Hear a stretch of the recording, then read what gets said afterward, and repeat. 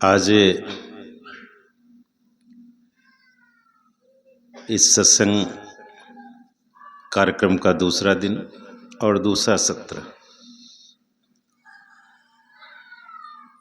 आए हुए सभी पूज्य महात्माओं का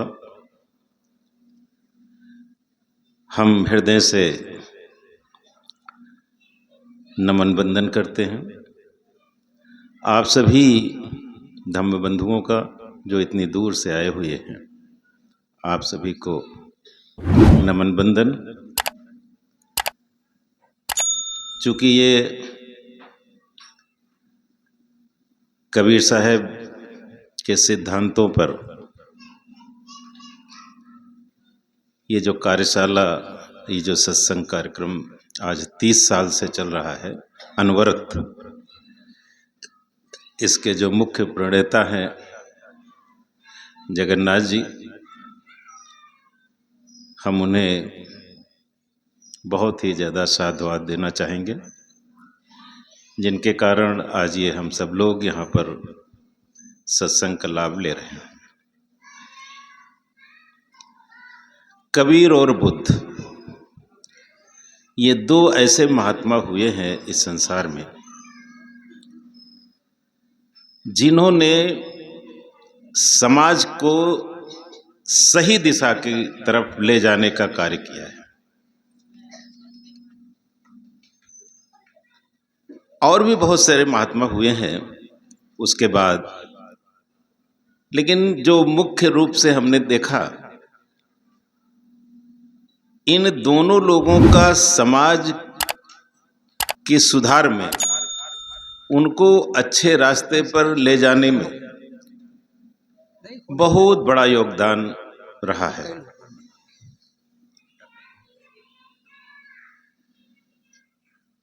जितना भ्रम लोगों ने फैलाया, तमाम तरह के पंथ चले हैं और सब में अपना कुछ ना कुछ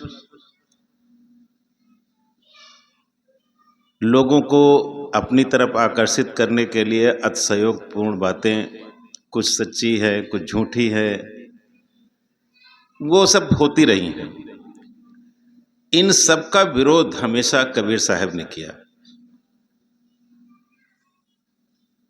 उन्होंने हमेशा लोगों को बताया कि आप सही रास्ते पर चलिए।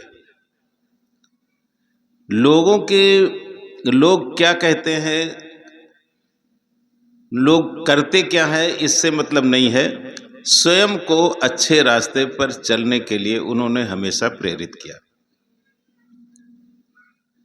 एक साखी में उन्होंने कहा कि संशय सब जग खंडिया, संशय खंडे न कोय, संशय खंडे सो जना जो शब्द विवेकी हो। ये जो लाइन है ये बहुत ही महत्वपूर्ण है। पूरा संसार आज की डेट में वो इसी से ग्रसित है। अच्छा क्या है, बुरा क्या है,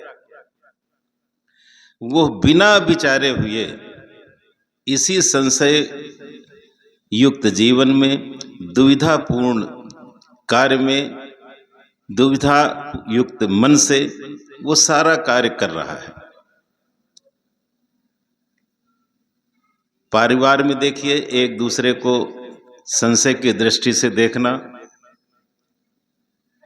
भाई भाई में संशय, पिता पुत्र में संशय, पति पत्नी एक दूसरे को संशय की दृष्टि से देखते रहते हैं। तो ये जो संशय है ये हर क्षेत्र में, चाहे वो आध्यात्मिक क्षेत्र हो, चाहे भौतिक क्षेत्र हो, चाहे वो व्यवहारिक क्षेत्र हो, आपको हर जगह दिखाई पड़ेगा। सब एक दूसरे को संदेह की दृष्टि से देखते हैं। भाई भाई को देखता है कि हो सकता है इसने अब प्रॉपर्टी जो कमाई हो रही है रोज, जब एक में रहते हैं तो अपना ज़्यादा रख रहा होगा, हमारे लिए कम कर रहा है, अपने लड़के के लिए ज़्यादा कर रहा है, मेरे के लिए कम कर रहा है। तो ये जो संदेह है ये हर जगह विद्यमान रहता है। पत्नी संशय करती है, पति के 4 दिन घर से शाम को बाहर रहे तो संशय उत्पन्न हो ही जाता है कि कहीं ना कहीं कुछ ना कुछ गड़बड़ है। तो ये बहू घर में जब आने लगती है और उसको लगता है माँ को कि लड़का पहले तो हमारे साथ ज़्यादा बैठता है, जब से शादी हो गई है अब ये हमारी तरफ कम रहता है, ये पत्नी की तरफ ज़्यादा रहता है। अब मन में ये जो दुर्भावना उत्पन्न हुई, संशय उत्पन्न हुआ, संदेह उत्पन्न हुआ, ये संदेह का जो बीज है ये बहुत दूर तक जाता है और कभी कभी तो यहाँ तक हो जाता है कि बहू को घर से विदा भी करना पड़ता है, अलग करना पड़ता है, लड़का लेकर के अलग, क्योंकि संदेह जहाँ हो जाता है वहाँ लड़ाई की शुरुआत हो ही जाती है। अच्छे कार्य में भी उसमें मीन मेख निकलने लगता है। तो ये जो संदेह है यह लोगों को पीछे की तरफ ले जाने में बहुत ही महत्वपूर्ण भूमिका अदा करता है। कबीर साहब ने इसीलिए कहा है कि मन को हमेशा